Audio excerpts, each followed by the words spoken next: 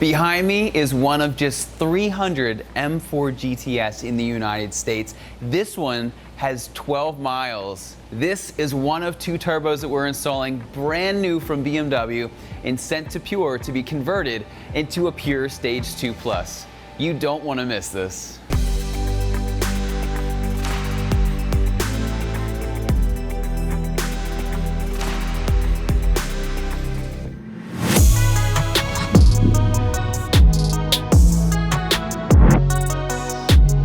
Hey, this is Brian. Thanks for watching Kies Motorsports. If you like our videos, give us a thumbs up. Make sure to subscribe and check us out at KiesMotorsports.com.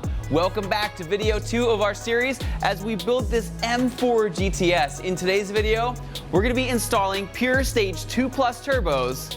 So let's get started. If you saw our last video, which is linked above, we have been prepping this car for Pure Stage 2 Plus turbos and a whole bunch of other goodies, and you don't want to miss this series. What we're going to be doing today, as we said earlier, is we're going to be installing the turbo. So first thing we're going to do is we're going to disconnect the O2 sensors. There's a connection up at the top here. We're going to route the wires down, lift the car up, take off the downpipes, and then start to remove those turbos. Now a quick tip about S55 gaskets for the exhaust. These are one-time use only, so these only have 12 miles on them. But because I just removed them, we're not going to reinstall them, or you're not going to get the seal that you're looking for. And you could get things like an exhaust leak, which if you're going this far in a car, you might as well just do everything right. We've removed the O2 sensors for the downpipes up top. Now what we need to do is we need to release these ones down here at the bottom.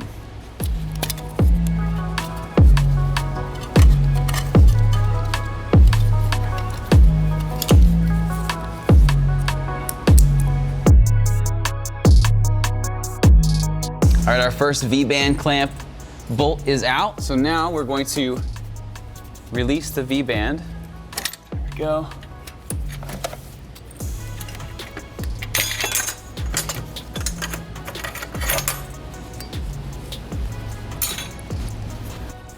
All right, there's one downpipe. All right, so what I like to do over here is I like to route both of the O2 sensor wires out this way, and that's going to make it easier when I go to pull this out that nothing gets snagged. So let's grab our 13mm again and work on the second V-band clamp. This is by far the newest car that we've ever worked on. It's amazing. None of the bolts are corroded. Like, if you look at this, it still looks brand new. Typically when we take these out, they are completely rusted out. All right, now we're going to carefully navigate this out. All you need to do is just keep working at it, and it'll come out just like that. All right, if you look up here, you can see the turbos. Now, to get to them, we are going to need to remove this motor mount and this engine support arm, but to do that, we are going to need to support the motor. So let's lower the car down. We'll put our engine support brace on there. We're going to lift the motor up just about 12mm or so, and then we're gonna be able to get these out and get rolling.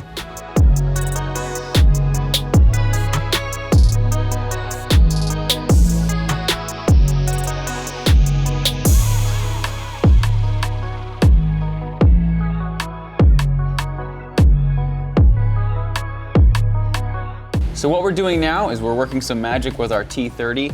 The heat shields are held on by T30s and also all of the oil and the coolant lines. So what I tried to do is I try to remove the heat shields and just try to get as many of the oil and coolant lines as I can from the top, just to limit the car going up and down. So there's a couple that I know I can get to, and there's a couple that I just need to do from the bottom. So at this time, I'm just removing as many lines as I can.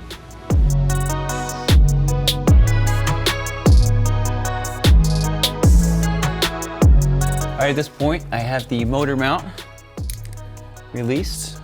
Now what I'm gonna do is remove the support arm from the motor itself.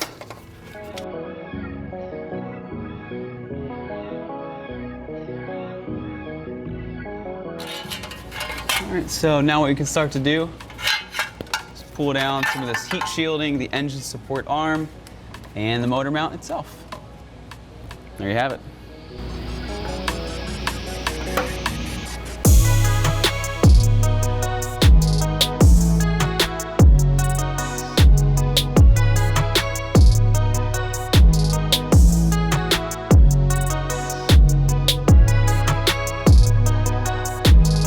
So as you can see, all of the oil and the coolant lines have been removed, all of the heat shielding, and we're ready to start taking this turbo out. So to do so, you're going to need a 10mm, and there's also 111, that's the centering nut on each. So I'm gonna lower the car down, we'll start from the top, remove those, and then we'll do the rest from the bottom and pull the turbos out.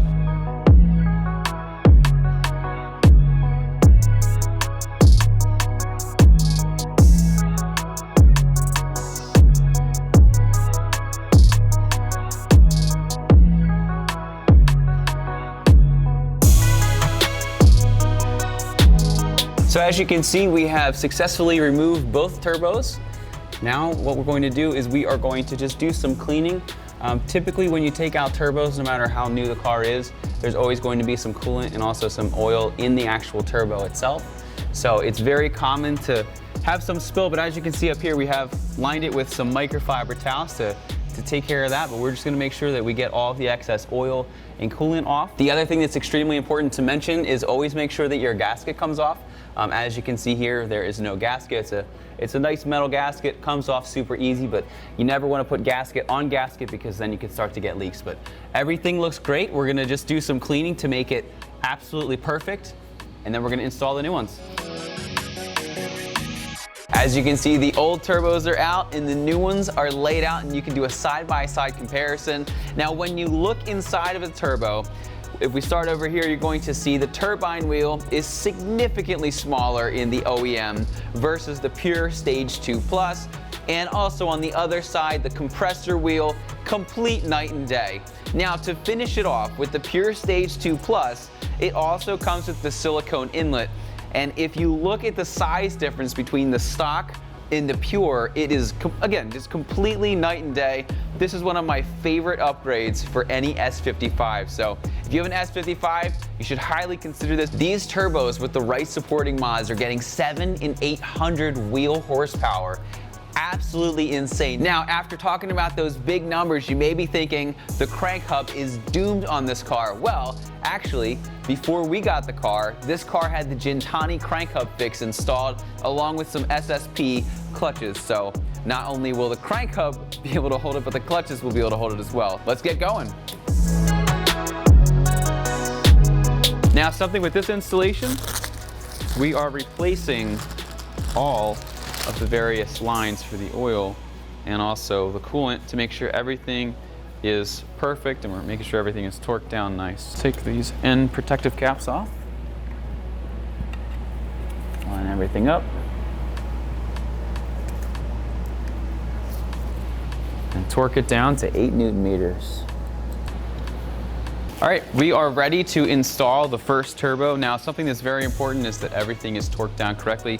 What we typically do is we take the gasket, we trace it, and then we write out all the torque specs and also the torque sequence to make sure everything is perfectly fastened. Then once we have the centering nut in place, we'll follow the correct torque sequence, make sure everything is tightened, we'll reinstall all of the lines, torque them down, then we'll move on to the other turbo, downpipes, exhaust. Look at that, we're flying through this.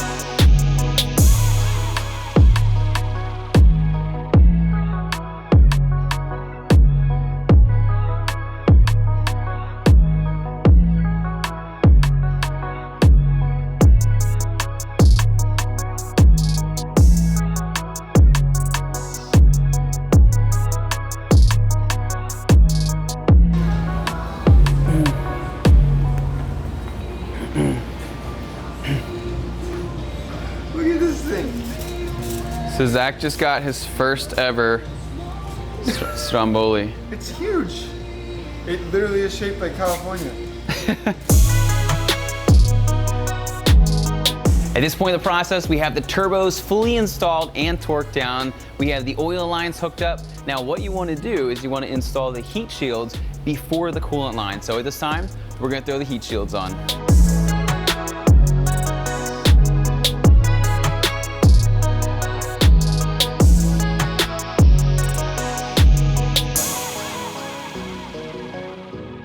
At this point of the process, the pure Stage 2 Plus turbos are fully installed. All the coolant lines are in, all of the heat shields are in, all of the oil lines are in, and everything is torqued down. And one of my favorite parts, I always feel so accomplished when we take the engine support off. So let's get ready for the next video. So be sure to tune in for that. Now, if you didn't see the last video when we started to take this car apart and do some other things, be sure to see the links in the description and be sure to stay tuned because we have a pile of mods on this table. We are super amped to install. So once again, my name is Brian. Thanks for watching Kies Motorsports. If you like our videos, give us a thumbs up. Make sure to subscribe and check us out at KiesMotorsports.com. And be sure to stay tuned as we continue the M4 GTS build. Thanks for watching and have a great day.